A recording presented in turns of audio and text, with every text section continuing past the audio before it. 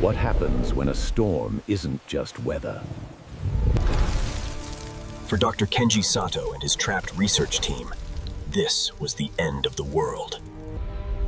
But their desperate call for help did not go unanswered. It reached Captain Aria Nguyen. New objective. All teams are DIDA. Corporal Hana Ishikawa, the team's tech and weapons specialist, prepared the tools for the job.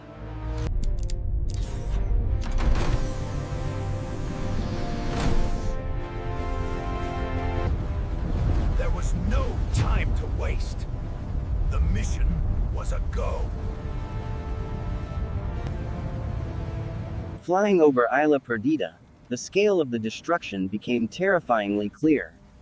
The Phoenix Legion made landfall. They were now in the beast's territory. Look at the scale of this thing. Commander, eyes up.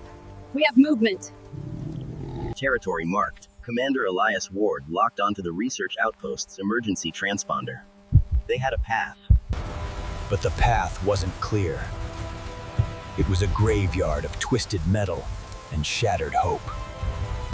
And they found something else, something unnatural.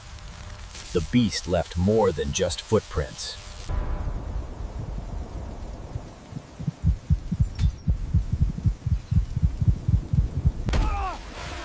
But getting close was the most dangerous part of all.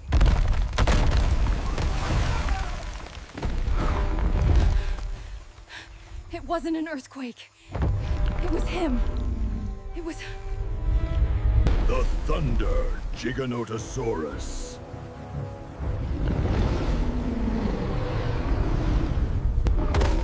There was no strategy, no plan. There was only survival. Open fire! The Phoenix Legion did not break. They held the line. But all they managed to do was make it angry. Scatter!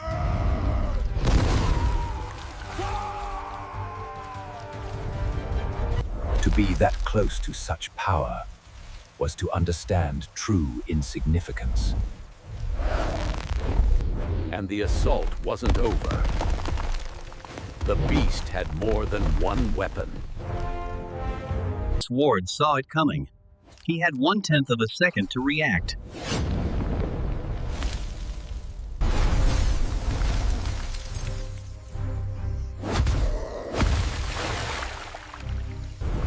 The initial blind rage subsided. Now, it was something far more. Separated and exposed, Captain Aria Nguyen had to re-establish contact. Status report, now. Ishikawa, here. Pin down.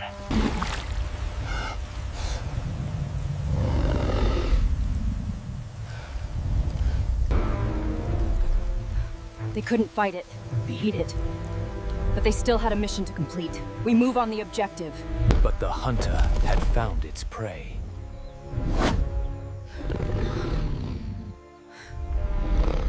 There is a moment of absolute silence when you know you are dead. This was that moment. But for the Phoenix Legion, death was just another obstacle.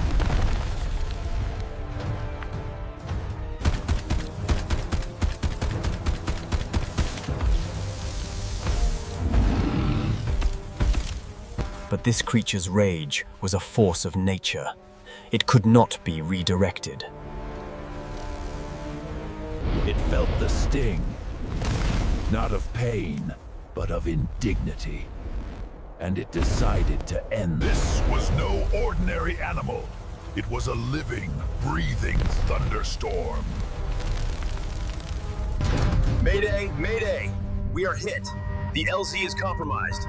Repeat, integrity compromised. The beast's power was a weapon. But for Captain Aria Nguyen, it was also a distraction. Ward! Ishikawa! On me! Move now! The hunt had changed.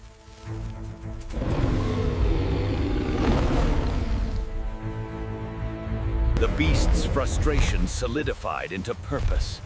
It wasn't just chasing, it was herding. It used the environment as a weapon, turning their escape route into a dead end. This way. Through the rocks. They traded a monstrous hunter for the crushing dark. It was a choice made in seconds. But the beast was not giving up so easily. We're losing containment. Get the failsafes online now. The cave was a tomb, but it was also a path. A secret entrance known only to the station's builders.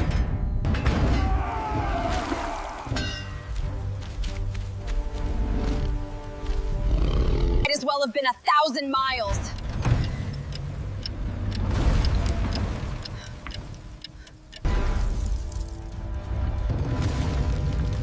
It was a photo finish at the end of the world. Safety was an illusion, measured in inches of stressed metal. They weren't in a fortress. They weren't Survivors. But saving them was a problem, for a future that was getting shorter by the second. We were trying to create a self-sustaining biogenerator, splicing its DNA with extremophile organisms that thrive in lightning. The beast was intelligent. It knew they were inside. And it was looking for another way in. Go. Status on evac? Negative, Captain. I can't get within a mile of you. That thing's a walking anti-air battery. It absorbs kinetic energy, but it has a limit. A battery can be charged, but it can also be overloaded. Corporal Hana Ishikawa saw the science. She just needed to turn the theory into a weapon. We'll use the hydraulic press in the maintenance hangar to neutralize the target. Alpha Team will create the diversion here. It was a 1 in a million shot. But looking at the faces of the people they swore to protect, they knew they had to take it. Make the call.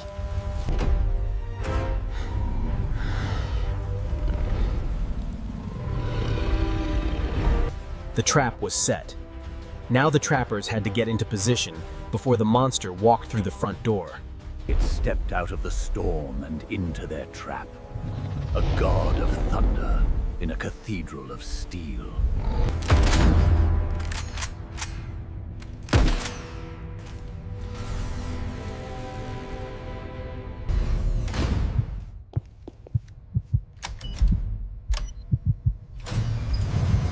It was in, sniffing the air, sensing the trap. A predator that knew it was being hunted. But even the smartest predator has a weakness. Pride! It Ramay that had... The bait was taken. All its cunning vanished, replaced by a singular, burning need for vengeance. The roar was Hana's signal. A 4-ton monster focused on a single target, exposing its one vulnerability. One shot to rewrite the laws of nature.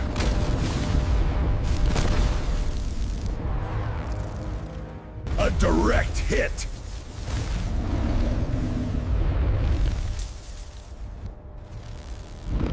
The energy had nowhere to go. The living battery was short-circuiting, and the fuse was about to blow. That was the signal. The beast was blind, deaf, and drowning in its own power. It was their only chance. 10 tons of precision-engineered, gravity-assisted justice.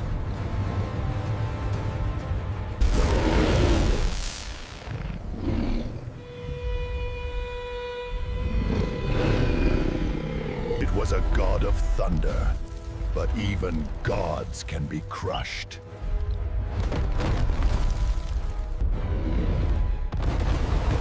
The kinetic overload Dr. Sato predicted. Delivered. The shot opened the door. The press kicked it in.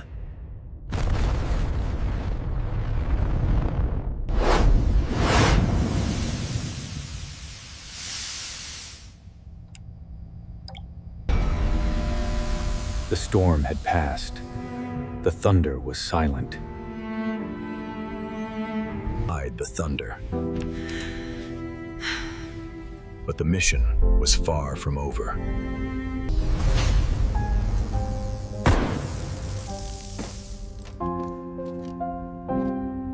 had to be sure.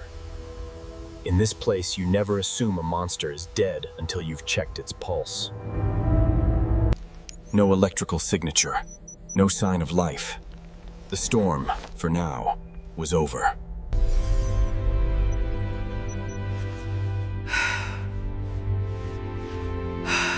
Captain, dormant doesn't mean dead. It's designed to reboot from ambient energy. But the man who created the monster knew its secrets. A countdown to a second apocalypse. And the clock was already ticking. Condor down here, NOBO! I don't care what your sensors say, land in this hangar. We are out of time. On my way, Captain. ETA 90 seconds. Stay together! Keep moving!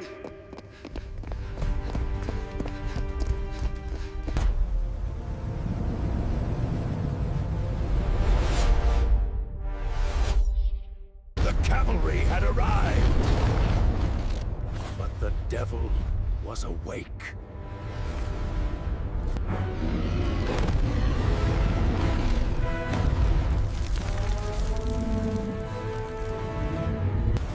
It couldn't move, so it reached out with its own personal storm. In a space with zero room for error, Lieutenant Diego Morales had to become a leaf on the wind.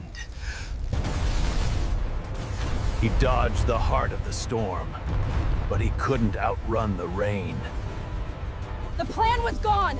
The exit was compromised! All that was left was the command to live! Go! Get on! Climb! Now! I've got ya! Keep moving! And all the while, the devil below fought to break its chains. With her primary weapon dead, Corporal Hana Ishikawa held the line with nothing but courage and a pistol. The door to salvation was closing! Diego! Close it!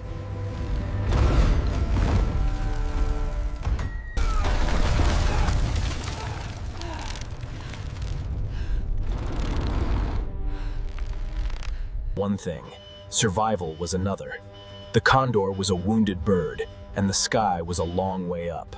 Down below, the prisoner was testing the strength of its cage. Diego, we're too heavy. The damaged engine can't compensate. Can you divert auxiliary power? Commander, the lightning strike fried the conduits. I have flight control or I have power, not both. The kid is beginning to break.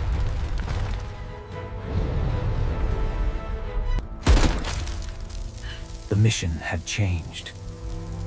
Survival now required a sacrifice. The monster was no longer a prisoner. It was an executioner! Warning, hull breach detected. Brace for impact.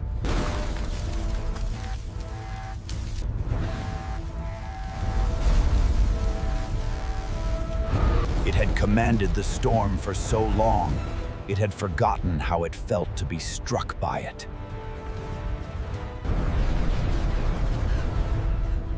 The monster was done. The ship was free.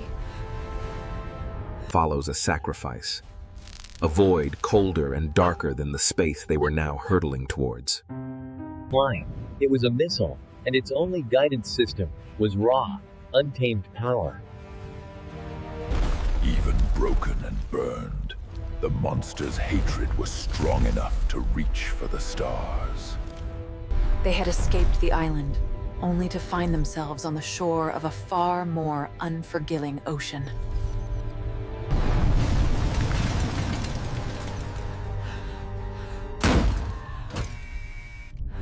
They hung at the apex of their world, poised between the infinite void and the monster they'd left behind.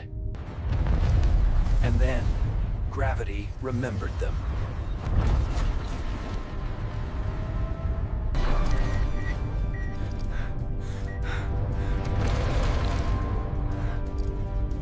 Grab onto something, anything! Brace for impact! There are no soft landings on Isla Perdida. The mission was to save a research team. Now, they'd be lucky to save themselves. In the wake of a fall from heaven, There is no sound, only the ringing in your ears. The cost of their escape was written in shattered steel and broken bodies.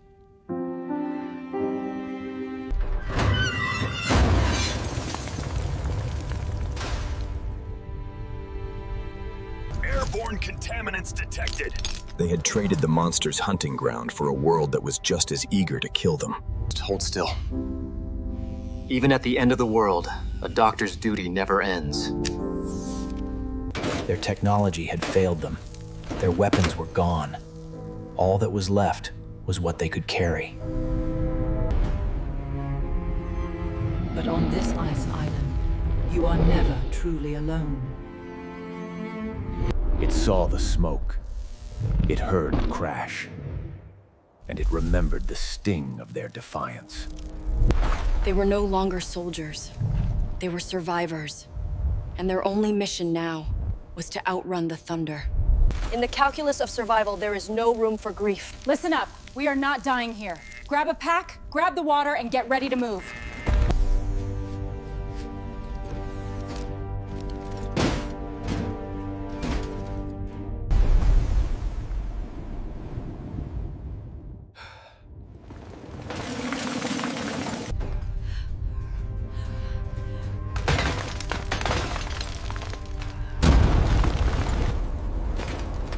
They stepped out of the tomb of their ship and into a landscape forged in fire and shadow.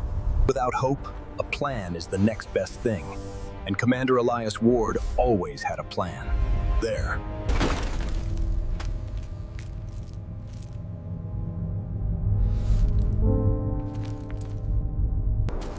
Their journey had begun.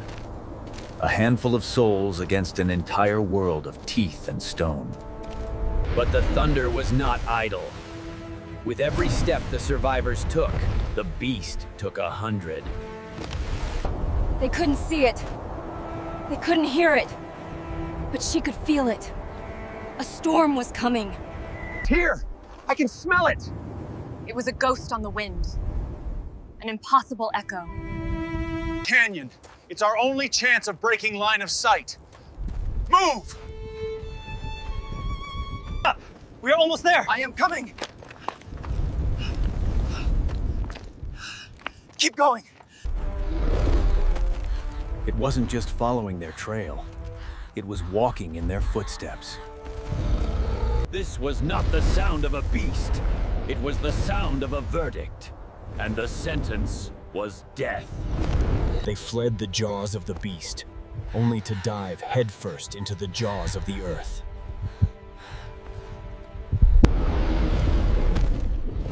It could not follow, but it could watch. An intelligent hunter doesn't need to reach its prey. It simply brings the mountain down upon them. Look out, it's falling!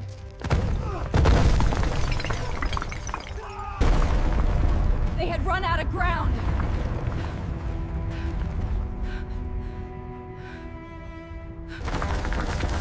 The thunder of falling rock was the sound of their tomb being sealed. Behind them. But the Phoenix Legion does not wait for death. They meet it head on. The soldiers saw a tomb. The scientists saw a clue. The vents! The outpost was built over geothermal vents for power. There should be an emergency exhaust port wall. Hope was a 4-letter word spelled W-O-R-K. The touch of cold, hard steel was the most beautiful feeling in the world. Got it! Or hadn't been opened in years. It wouldn't give up its secrets easily.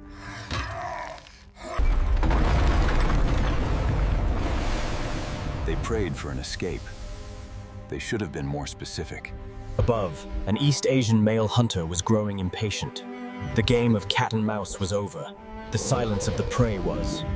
And in its frustration, it decided that if it could not find its prey, it would simply destroy their sanctuary. They had escaped the tomb. But the god of that tomb was tearing it down from the outside. Move! Into the tunnel! Go! There was no going back. There was only the hope that deeper didn't mean deader.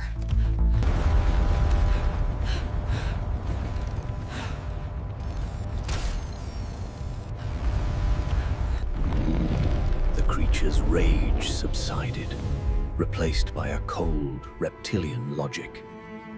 In this place, even the walls were trying to kill him. Get down!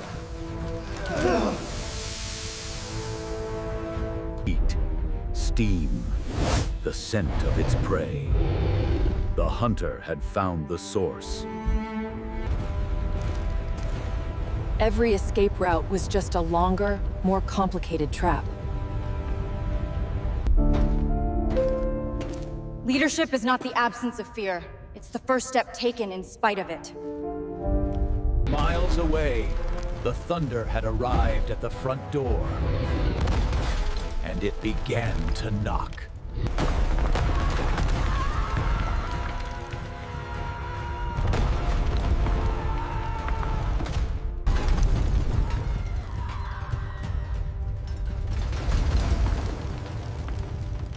A fence is just a suggestion, and this was a beast that did not take suggestions.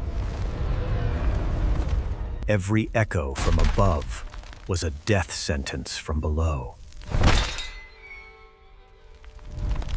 Leave the gear! Just move! Get across now! In the face of collapse, there was only one command left. Forward!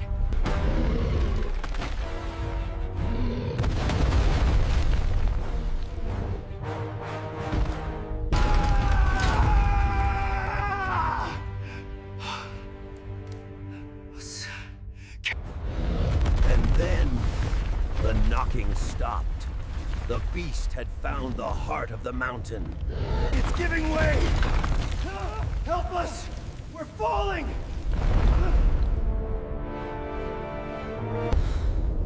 To lead is to command. To command is to send others to their death. And to grief is a luxury.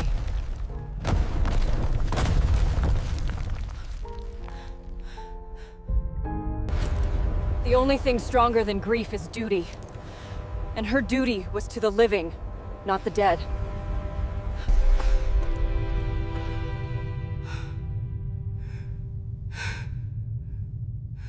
There was no way out, so she made the only choice she could. They would go deeper. They would go through, this way. Their path led them to the core. And above them, the beast had reached its destination.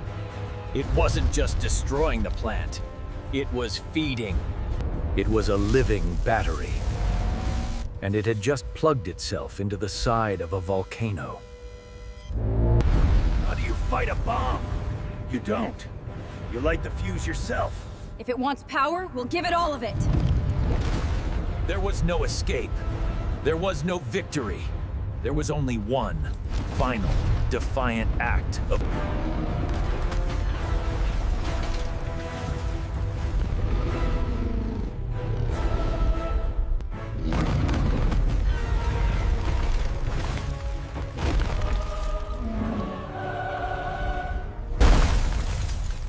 She had reached the altar. The place where the final sacrifice would be made. For the fallen. For the living. For the future they would never see. She pulled the lever, and in doing so, she pulled the sky down upon the monster's head. It had come to drink from the river of power. Now, it would drown in the ocean. The bomb that was meant to destroy the island became the fire that saved it.